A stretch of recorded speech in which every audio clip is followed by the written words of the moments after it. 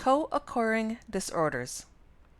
When someone is struggling with PTSD, it's likely that whatever has caused the PTSD has also created issues in addition to the PTSD. Medical and mental health professionals will call these other things co-occurring disorders. For example, it is common for a person with PTSD to also have a traumatic brain injury. They go hand in hand sometimes. This seems to be particularly true for those in war zones. The National Center for PTSD states that most people with PTSD, about 80%, have one or more additional mental health diagnoses. I could do a whole training on just the things that go along with PTSD. Maybe I will at some point. But for today, we'll keep it simple. Here are a few things that might be riding along with your family member's PTSD that could be causing additional complications for your family.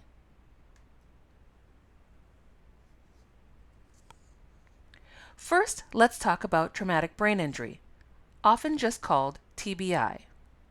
TBI is defined by the CDC, the Centers for Disease Control, as a disruption in the normal function of the brain that can be caused by a bump, blow, or jolt to the head, or penetrating head injury. Simply stated, the brain has been damaged in some way. When we talk about concussions, that is also a brain injury and can affect a person's life more or less depending on the type and severity of the injury. It can be very difficult to tell the difference between the symptoms of TBI versus PTSD. Over the years, it has become clearer to me because of experience, but there is a lot of overlap in the symptoms. For more information, check the articles in the resources document that is attached at the end of the program.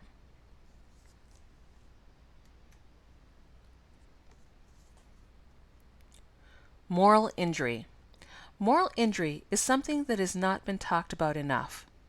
The Shame Moral Injury Center states that moral injury is the suffering people experience when we are in high-stakes situations, things go wrong, and harm results that challenges our deepest moral codes and ability to trust others or ourselves. The harm may be something that we did, something we witnessed, or something that was done to us. It results in emotions such as shame, guilt, self-condemnation, outrage, and sorrow. Anger is another hallmark emotion associated with moral injury. The symptoms of moral injury also can mimic the symptoms of people experiencing PTSD. According to the U.S. Department of Veterans Affairs, moral injury can also negatively impact an individual's spirituality during a time when someone might need their spirituality the most. They may have difficulty understanding how one's beliefs and relationship with a higher power can be true given the horrific event the person experienced, leading to uncertainty about previously held spiritual beliefs. Some people may even feel that they do not deserve the support of the higher power because of their perception of their quote-unquote sin. This is huge. People with PTSD often blame themselves for the trauma they have experienced. Even in cases of rape and molestation, clear instances of victimization, the survivor may take responsibility for the harm that has been visited upon them. This is classic to moral injury. Sleep problems. Sleep is an ongoing tragedy in our house. Brian has never needed much sleep, but since Afghanistan, he commonly only sleeps a few hours a day or night, and these hours may not all be in a row. The National Sleep Foundation notes that those suffering from PTSD and sleep disturbances have eerily similar stories.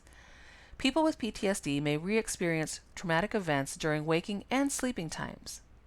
During sleep, these nightmares can be accompanied by real physical reactions to feelings of fear, such as pounding heart and sweating. In addition to nightmares, people with PTSD can manifest a state of hyperarousal, in which the individual is subconsciously on guard. Constantly being in this elevated state can leave PTSD sufferers unable to fall asleep and unable to stay asleep. For my husband, a lack of sleep is one of the most brutal side effects of PTSD. For married couples, you might want to embrace how sexy it can be to sleep in separate beds. As I mentioned before, we have had separate beds for a number of years. At some point, I couldn't stand waking up to a screaming and night sweats. I was raising a toddler, working full-time, and running our business. He spent a ton of time roaming around the house trying to let me sleep and feeling guilty that he was disrupting the household. The best solution we have found is to have separate bedrooms. He has a TV in his room so he can be awake without everyone else being involved. It might feel embarrassing for others to know you, as a married couple, don't sleep in the same room. But is it really any of their business anyway? We are not normal families. We need to do what is best for each family member and the survival of the family unit. By the way, being divorced and/or living in separate homes may also be what is best for the family unit. I'm not saying that by making those decisions you have in any way failed or lost. You are family. Onward.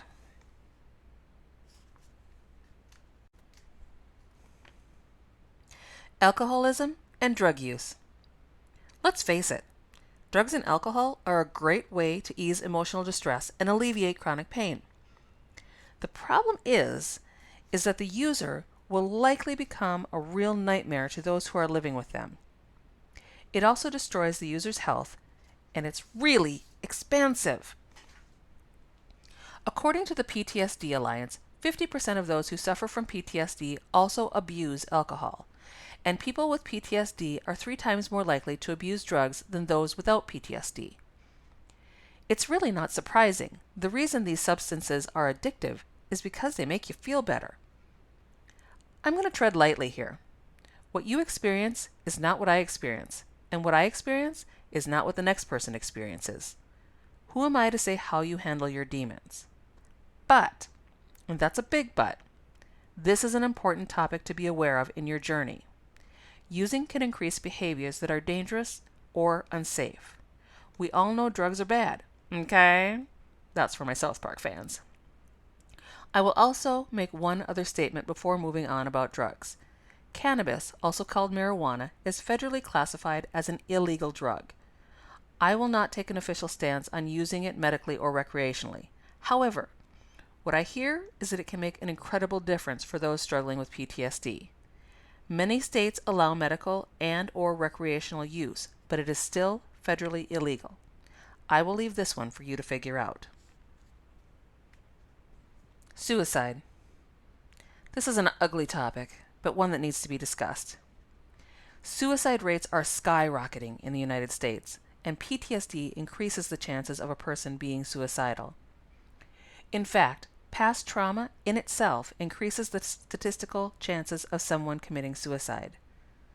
The next slides outline the warning signs that indicate someone might be considering committing suicide.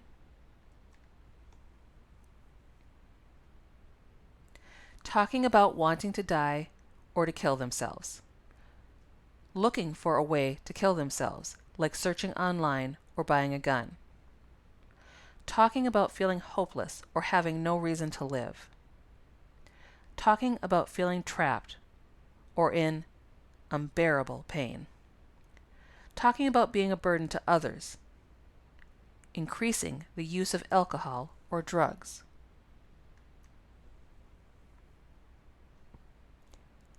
Acting anxious or agitated, behaving recklessly. Sleeping too little or too much. Withdrawing or isolating themselves. Showing rage or talking about seeking revenge. Extreme mood swings.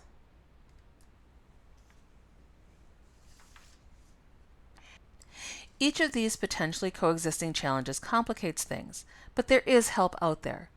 No matter how alone you feel at a particular moment, there are people who understand what you are going through and professionals who can help. Sometimes just knowing that someone else cares and understands is all we need.